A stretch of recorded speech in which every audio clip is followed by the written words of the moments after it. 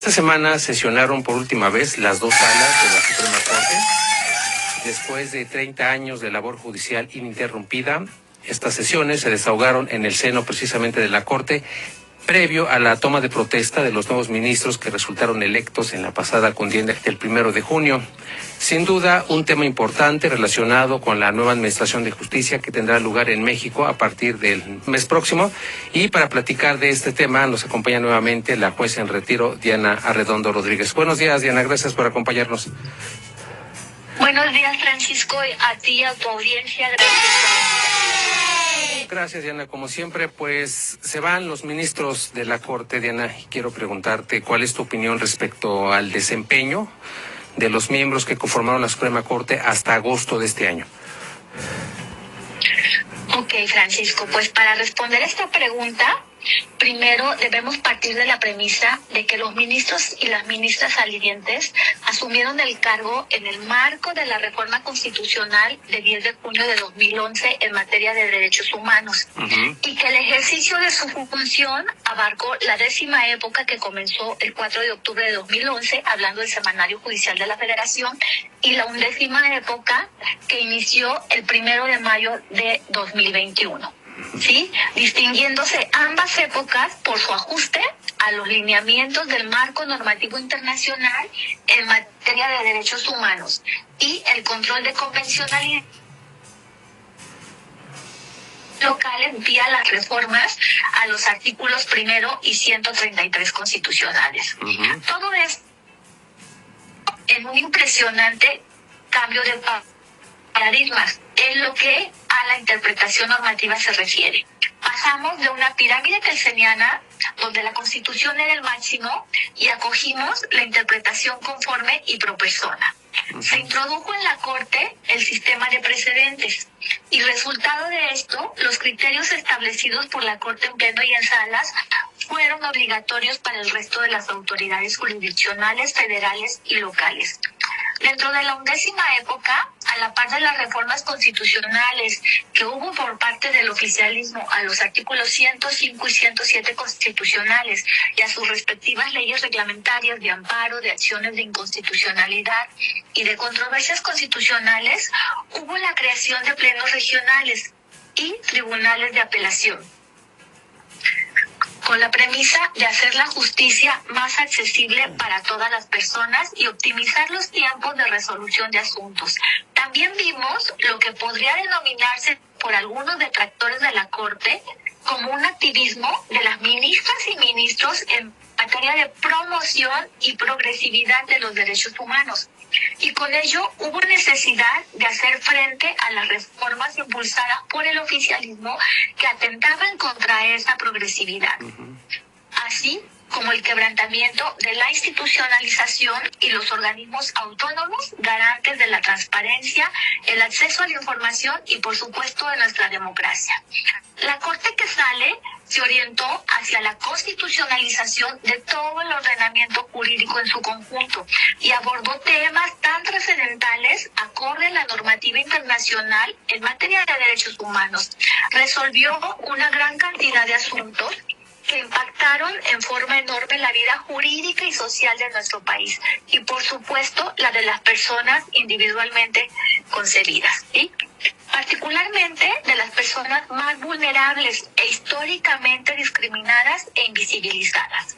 La Corte saliente se pronunció en torno a temas tan trascendentes como el matrimonio igualitario entre personas del mismo sexo, el uso lúdico de la marihuana, el derecho al libre desarrollo de la personalidad, el registro de deudores alimentarios morosos, el derecho a la salud, ¿sí? Emitió fallos relevantes en temas como el acceso a medicamentos controlados, el derecho a la salud mental infantil y la protección a mujeres y personas con capacidad de gestar con discapacidad, evitando la interrupción no consentida del embarazo.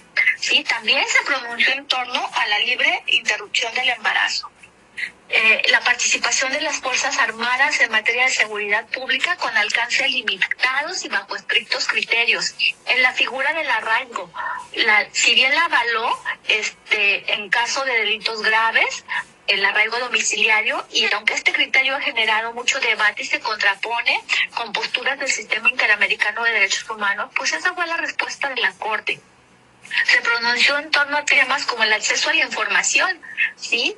Incluyendo la divulgación de documentos que el oficialismo clasifica como confidenciales porque prevalece el interés público, y estableció criterios sobre la protección de datos personales, que es un tema tan importante y tan relevante en estos momentos en México, ¿sí? Se pronunció en torno a temas de la Auditoría Superior de la Federación, y reconoció el interés legítimo de las organizaciones de la sociedad civil para interponer amparos en defensa del derecho a la educación y el uso de los recursos públicos, ¿sí? Y llevar a cabo una fiscalización efectiva y fincar responsabilidades por irregularidades en el gasto público. Se pronunció en torno a temas como la violencia vicaria, la alienación parental, el falso síndrome de la alienación parental, sí, se pronunció en torno a la ponderación de derechos entre usos y costumbres y derechos de mujeres y niñas a una vida libre de violencia, en torno a temas de energía estratégica, derechos de las personas trabajadoras del hogar y servicios de plataforma, outsourcing y subcontratación, la indemnización compensatoria en el caso de divorcio, igualdad de derechos entre personas unidas por matrimonio y concubinato o uniones de hecho, incluso cuando uno de los miembros está unido en matrimonio con una tercera persona.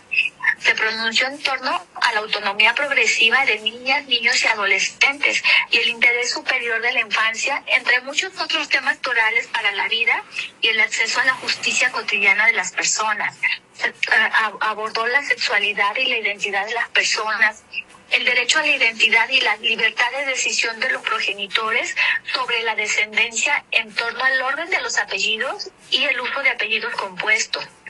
Se pronunció en contra de las terapias de conversión, el acceso de las personas a programas sociales, abordó los desafíos que plantea la regulación de la tecnología, analizó la constitucionalidad de una norma penal que utilizaba el concepto de inteligencia artificial como un agravante de delitos y se declinó por no dejar un margen de discrecionalidad excesiva para los operadores jurídicos en torno a la interpretación.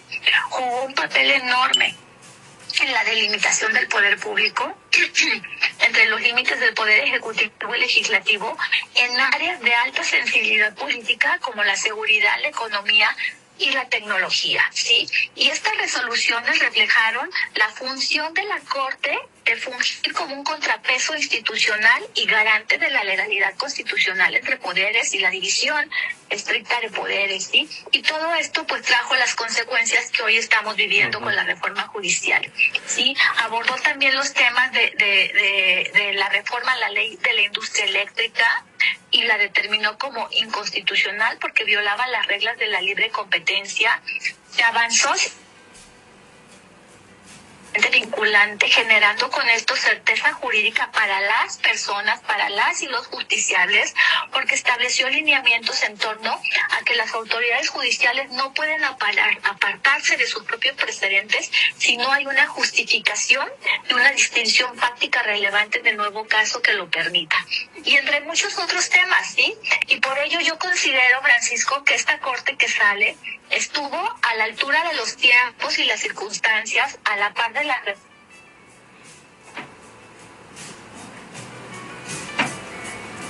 políticos de México que le tocó enfrentar. Ciertamente, no podemos dejar de mencionar que la Corte saliente no logró parar la reforma constitucional al Poder Judicial, pero tampoco podemos omitir que ello fue debido a que 3 de las ministras que continuarán en funciones tras haber sido elegidas por aparecer en las boletas tomboleras y en los acordeones difundidos masivamente, y por supuesto con el voto decisivo del ministro traidor Alberto Pérez Dayá, ¿sí?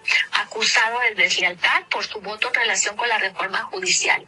Por ello, Francisco, yo no puedo dejar de reconocer a los ministros salientes y particularmente a la ministra presidenta Norma Piña, quien no solo representa todo eso que perdemos con la reforma judicial, la carrera judicial, los méritos personales, la preparación y la experiencia, sino que estuvo a la altura de las circunstancias y dio una férrea batalla junto a los ministros salientes que además, por autorrespeto, dignidad y congruencia, declinaron participar en el proceso de elección judicial.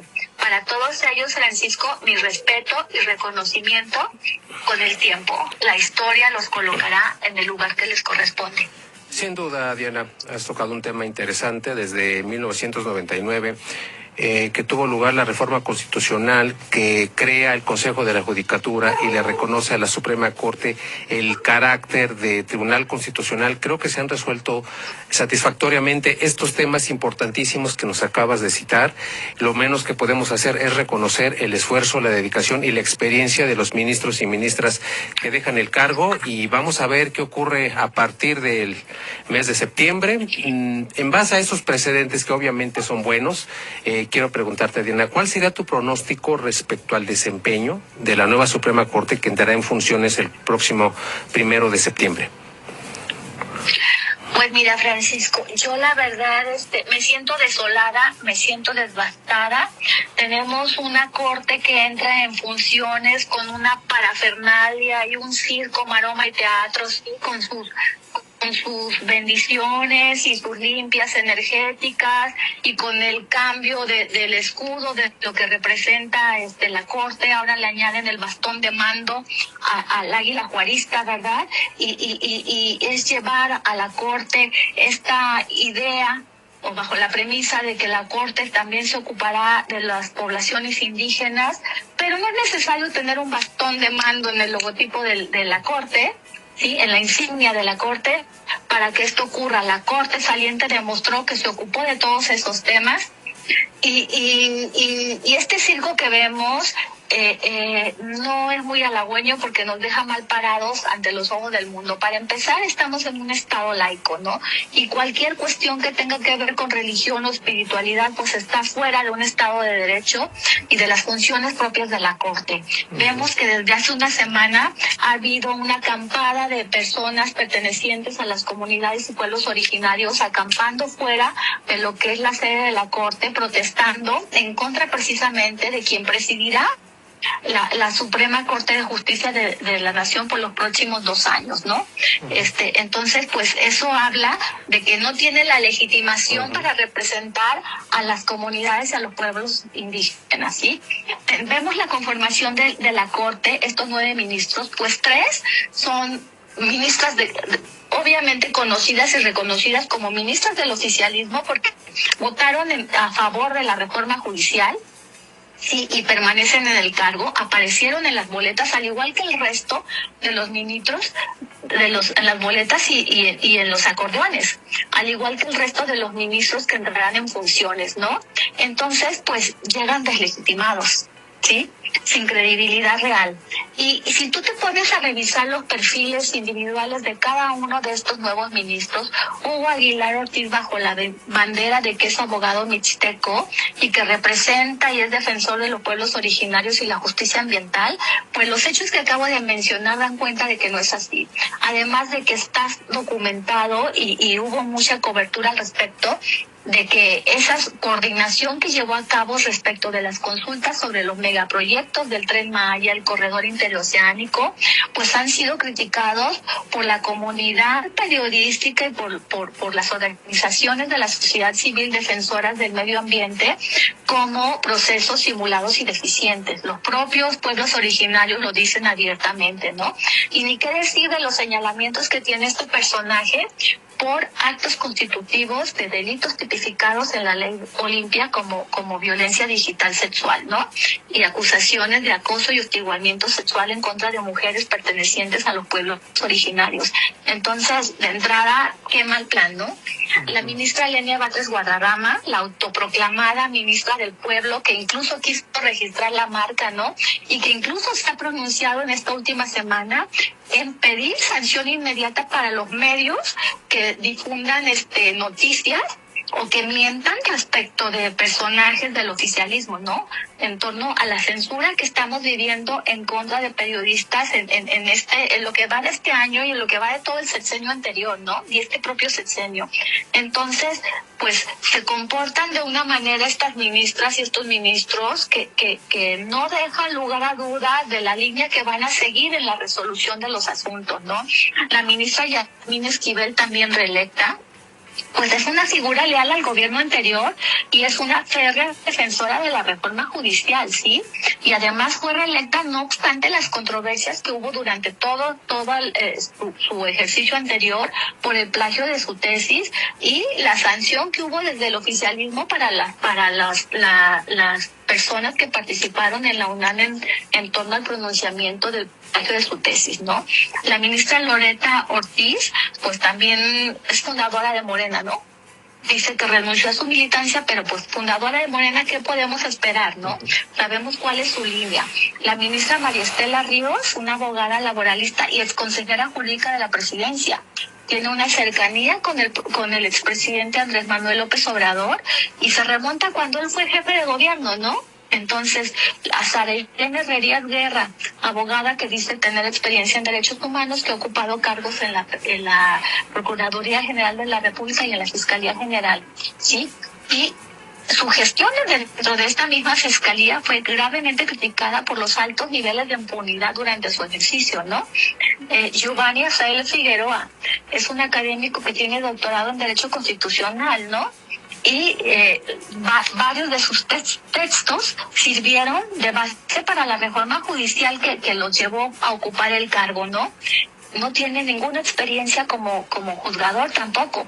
Irving Espinosa Betanzo, el magistrado chicharronero, ¿no? Uh-huh. Entonces, o sea, híjole, Arístides Rodríguez Guerrero, excomisionado y presidente del Instituto de Transparencia de la Ciudad de México, y que se ha abocado por la defensa de los derechos de la comunidad LGBTIQI+, ¿no? Entonces digo, pues todos ellos vienen del oficialismo, fueron propuestos, votados y llegaron a donde llegaron porque los impulsó el oficialismo. Entonces no podemos esperar que se aparten de las líneas que les marquen quienes los colocaron en el cargo y que les marquen el Ejecutivo y el Legislativo, porque a final de cuentas son afines a ellos, ¿no? Entonces, pues a mí no me gusta pensar el panorama que avisoro, ¿no? Porque yo avisoro un panorama que se va a conducir en favor de secundar y apoyar las decisiones y los cambios que se generen a todo el marco jurídico nacional desde el oficialismo. Claro. Vamos a ver qué pasa, Diana. Son antecedentes que debemos tomar en cuenta. No sabemos qué va a ocurrir y obviamente le vamos a dar seguimiento al desempeño de la Suprema Corte y también a los juzgadores que resultaron electos en esta contienda judicial del pasado 1 de junio. Pues el tiempo se nos agota, Diana, te agradezco muchísimo tu participación y seguimos en contacto para seguir tratando este tema. Muchas gracias, Francisco.